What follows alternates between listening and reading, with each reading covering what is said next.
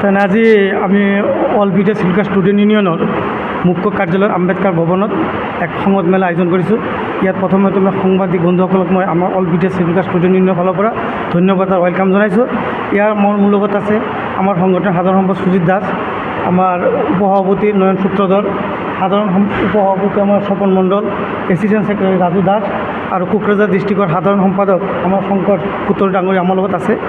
আমি আপোনালোকৰ মাধ্যমেদি দুটামান কথা আমি আমাৰ ৰাইজক অৱগত কৰিব বিচাৰিছোঁ যে প্ৰথম কথাটো হৈছে আমি যোৱা 28 তাৰিখ 2024 আমি কোকৰাঝাৰত আমি মাননীয় ডক্টৰ অসমৰ মুখ্যমন্ত্ৰী হিমন্ত বিশ্ব শৰ্মা আৰু অসমৰ BTR চিফ প্ৰমোদ বড়ো ডাঙৰীয়াৰ লগত আমি কোকৰাঝাৰৰ চৰাইখলা ফৰেষ্ট গেষ্ট হাউচত এখন তেখেতৰ লগত আমি আলোচনাত মিলিত হৈছিলোঁ।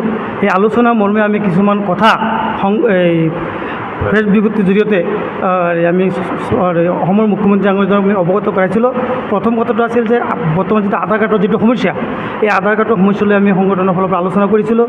BTRত আগন্তুক পৰিষদীয় সমষ্টি বৃদ্ধিৰ ক্ষেত্ৰত SCৰ যিটো ৰিজাৰ্ভেশ্যন ব্যৱস্থাৰ কথালৈ আমি মুখ্যমন্ত্ৰী ছাৰৰ লগত আমি আলোচনা কৰিছিলোঁ আৰু BTRত SC ফাণ্ডৰ বৃদ্ধিৰ ক্ষেত্ৰত আমি আলোচনা কৰিছিলোঁ আৰু এখন নাগ্ৰাজুলিত গ্ৰেজুৱেট কলেজ হ'ব লাগে বুলি আমি আলোচনা কৰিছিলোঁ।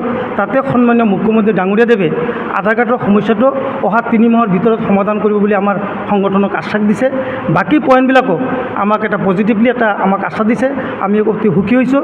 আৰু সেইকাৰণে আগন্তুক সময়ত যে কোকৰাঝাৰ যিটো লোকসভা সমষ্টি NDAৰ প্ৰাৰ্থী জয়ন্ত বসুমতাৰী ডাঙৰীয়াদেৱক আমি পূৰ্ণ সমৰ্থন অল বিটা চিল্কা ষ্টুডেণ্ট ইউনিয়নৰ ফালৰ পৰা সমৰ্থন আগবঢ়াইছোঁ।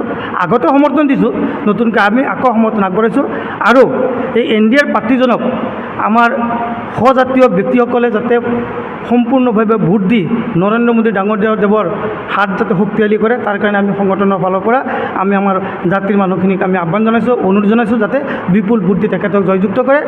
আৰু লগতে আপোনালোকে ইয়াৰ জৰিয়তে আৰু এটা কথা আমি ইয়াত অৱগত কৰিব বিচাৰিছোঁ, আমাৰ BTRৰ সদস্য সংগঠন নেমচুৰ সভাপতি বদৰুল ইছলাম ডাঙৰীয়াদেৱক এজন অজ্ঞাত ব্যক্তিয়ে যোৱাকালি তেখেতক হত্যা কৰাৰ এটা ভাবুকি দিছে এই মোবাইলৰ জৰিয়তে। আমি এই কাৰ্যক অল বিটা চিল্কা ষ্টুডেণ্ট ইউনিয়নে আমি তাৰমানে তেখেতক গৰিহণা দিছোঁ, ধিক্কাৰ দিছোঁ আৰু এই ব্যক্তিজনক অতি সোনকালে কৰেক্ট কৰাৰ কাৰণে আমি প্ৰশাসনক তীব্ৰভাৱে আহ্বান জনাইছোঁ।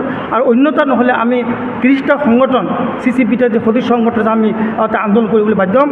আশা কৰিছোঁ অসমৰ DGP ডাঙৰীয়াদেৱে এই কথাটো গুৰুত্ব সহকাৰে গ্ৰহণ কৰি এই অজ্ঞাত ব্যক্তিজন অতি সোনকালে এৰেষ্ট কৰি আইনী ব্যৱস্থা গ্ৰহণ কৰিব বুলি আমি আজি সংবাদ মাধ্যমৰ জৰিয়তে আমি অৱগত কৰাইছোঁ।